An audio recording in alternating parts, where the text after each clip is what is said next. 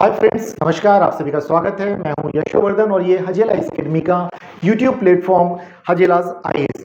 दोस्तों, आप सभी का स्वागत है। और जैसा कि मैंने पिछले अपनी वीडियो में अनाउंस किया था कि मैं एक नया वीडियो जो लेके आ रहा हूं बिग गाजा प्लान के ऊपर के लेकर के आ रहा हूं कि आखिर अब इजराइल किस तरह की नीति पे आगे बढ़ रहा है और फिलिस्तीनियों के साथ या गाजा के साथ किस तरह से संघर्ष विराम पे जा रहा है या इस संघर्ष को आगे बढ़ाने जा रहा है। इन मुद्दों पे हम बात करते हैं। आज अगर हम ये देखें तो गाजा युद्ध में अभी क्या हो रहा है, तो नेतन्याहू जो उनके प्रधानमंत्री Benjamin Netanyahu big Gaza plan को लेकर के आए, लेकिन जब ये प्लान लेकर के आए तो इसका विरोध भी होना शुरू हो गया है। आर्मी चीफ जो हैं वे लगातार इस प्लान का विरोध कर रहे हैं।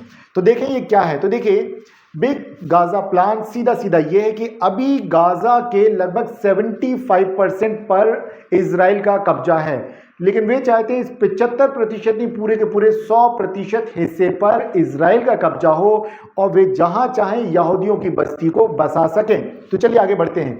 तो नेतन्याहू ने पूरे गाजा पर कब्जा करने की योजना बनाई जिसका नाम रखा उन्होंने बिग गाजा प्लान। इस पर काम करना शुरू कर दिया, लेकिन असहमति भी उभरने लग गई है। इजरायली डिफेंस फोर्स के chief of staff lieutenant general Eyal Zamir ने इस पूरे कब्जे पर आपत्ति जताई है। वे कहते हैं कि जितना है इतने पर ही सीमित रहा जाए।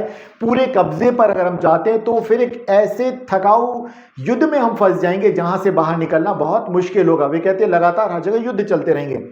देखा जाए तो अभी गाजा के लगभग 75% हिस्से पर इजरायली सेना का नियंत्रण है और बेंजामिन नेतन्याहू चाहते कि पूरे के पूरे गाजा पर उनका कब्जा हो जाए। और इसके अलावा सिर्फ यही नहीं, सरकार के कई जो कट्टरपंथी मंत्री हैं वे भी चाहते हैं कि गाजा पर सेना का कंट्रोल हो और नई यहूदी बस्तियों को फिर से स्थापित करने का वहां मौका मिले। वे बहुत सीधा सीधा साफ साफ कहते हैं। देखिए, दो कट्टरपंथी सहयोगी हैं, वित्त मंत्री बेजालेल और राष्ट्रीय सुरक्षा मंत्री इतामार बेन गवीर।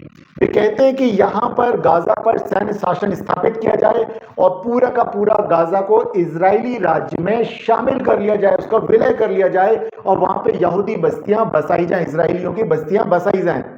और देखिए, इसके अलावा वे कहते हैं कि अगर मान लीजिए चीफ ऑफ स्टाफ, जो आर्मी के चीफ ऑफ स्टाफ हैं, उन्हें ये प्रपोजल मंजूर नहीं है तो वे इस्तीफा देकर के सरकार से बाहर हो जाएं।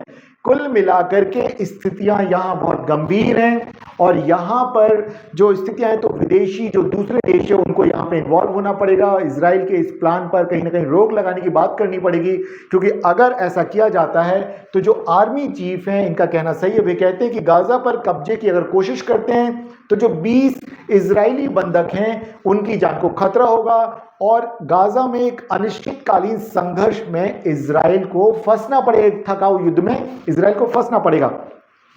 तो ये जो एक नया डेवलपमेंट है इजराइल और हमास के बीच के संघर्ष का, जिस पर मुझे लगा कि आपसे चर्चा करना जरूरी। तो आप ध्यान रखें कि बिग गाजा प्लान क्या है, क्या बेंजामिन नेतन्याहू के क्या प्लान्स हैं और किस तरह से उनका विरोध होना भी शुरू हो गया है।